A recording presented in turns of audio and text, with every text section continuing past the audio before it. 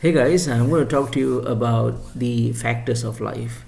There are three main factors in life, right?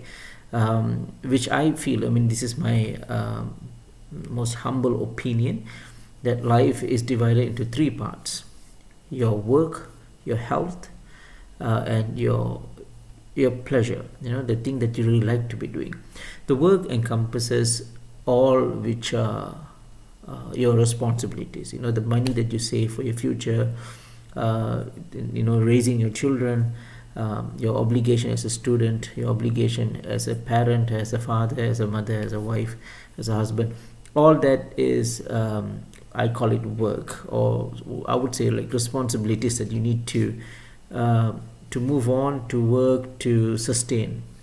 Failing to do so, we might be, not might be, we will totally end up as losers. So responsibility is very important, and I group that as work. Work doesn't mean employee employer. That's not work. Work is like karma, things that you do.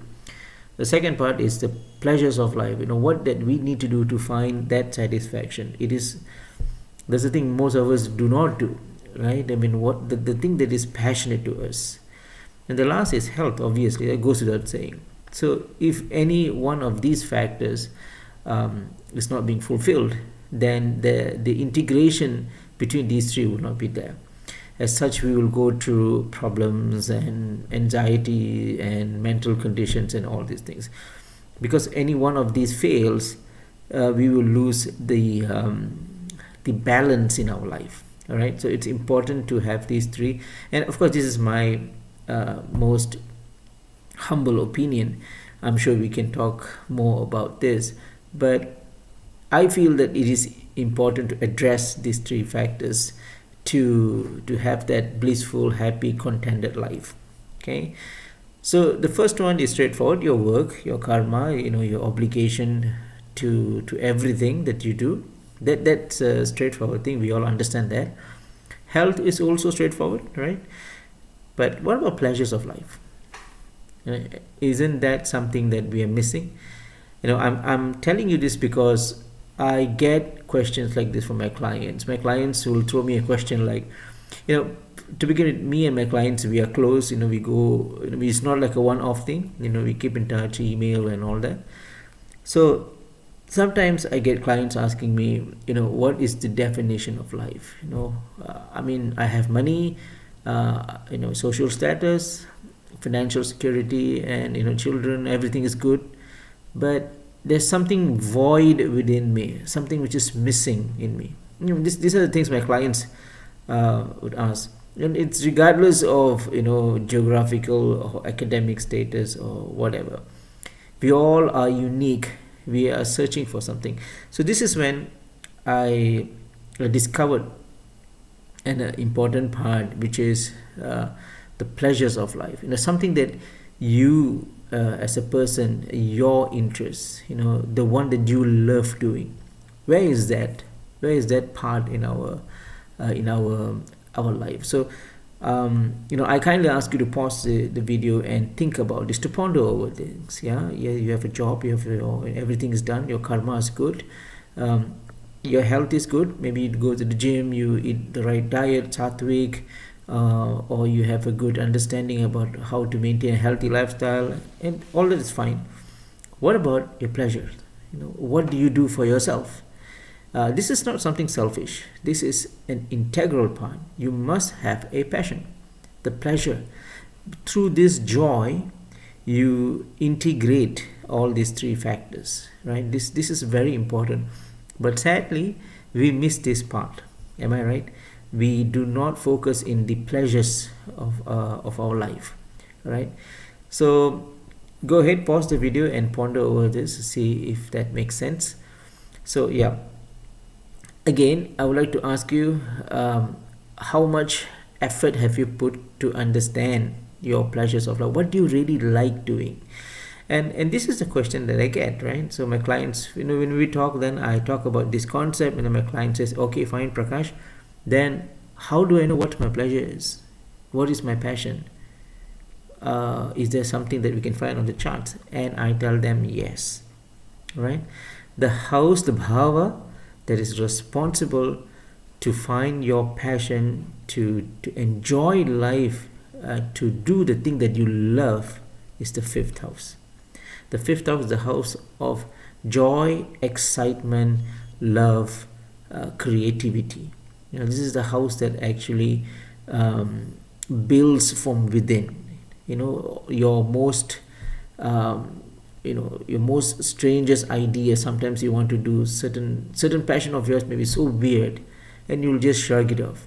But the truth is, your inner self is telling you that there is something out there, some passion, some pleasure that is out there, right?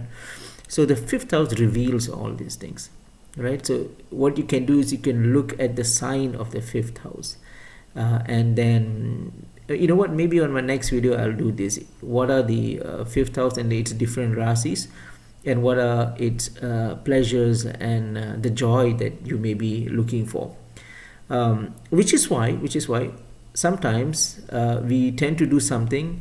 We try to engage in a new activity. Maybe we go for some kind of sport, or maybe a pleasurable activity, maybe fishing, or something, hiking, cycling, playing chess, whatever, right?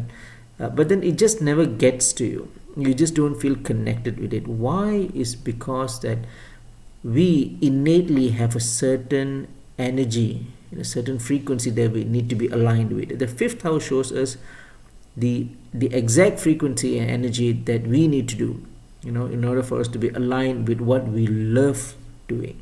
So once you're in alignment with the fifth house, right, then you'll see your life seems to take a different, it takes a paradigm shift after that. You see life differently, because not only that you're providing for your family, and you're responsible, and you're doing everything that you're supposed to be doing.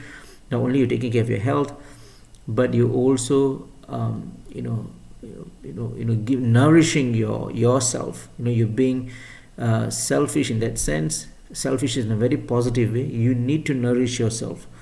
So you're giving back to yourself, to your soul, and your soul is in a very ecstatic, elated position now.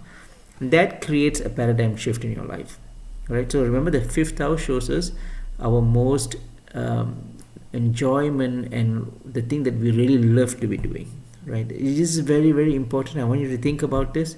And before I end, I also like to say the correlation of that and mental conditions, from schizophrenia, depression, anxiety problems, whatever, like serious mental conditions, perhaps even bipolar, and all these things, psychopaths, sociopaths, whatever mental conditions are there out there, is also the fifth house. And that makes perfect sense, isn't it? Because when you do not know, or when you don't engage in the pleasures of life, which is why, again, the Hindu tenets is very, very good. It is so it's principally correct. You have dharma, artha, kama, moksha. Kama, desires, pleasures of life, right? So that's also one tenet. So when we don't have that, when the atma is craving for that, then we'll have problems like mental conditions and stuff like that. Which is why the fifth house is also the house where we can look for mental problems and conditions and issues that we cannot handle. Okay, so I hope to work on the next video where I talk about the individual rasis and the fifth house, so you can get a good idea on what is your pleasures of life, what are the things that you should be doing.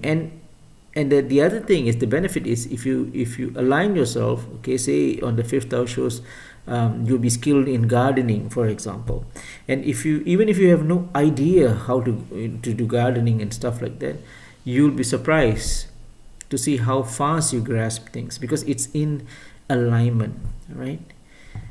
What else? So that's about it, guys. Hope this is benefit you, and if you think that this would benefit your friends as well, so do share. I do also provide audio-based consultations. All my consultations are audio-based. There's nothing written there. If you're interested, the details is in the description section. So please leave your comments. I want to know what you think about this video. Take care. Namaste.